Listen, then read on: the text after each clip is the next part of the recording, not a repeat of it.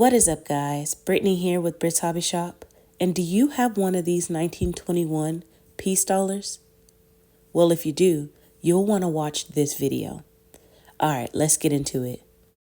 So, if you didn't know, the 1921 peace dollar is actually a very rare coin. Only a little over 1 million of these were actually minted at the U.S. Mint. But the question I want to pose to you today is, do you have a 1921 high relief peace dollar?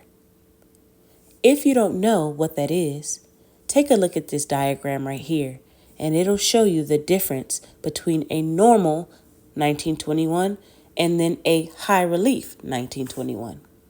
So please pay close attention to the differences in these coins, because the high relief coin actually has sales up into the six figures.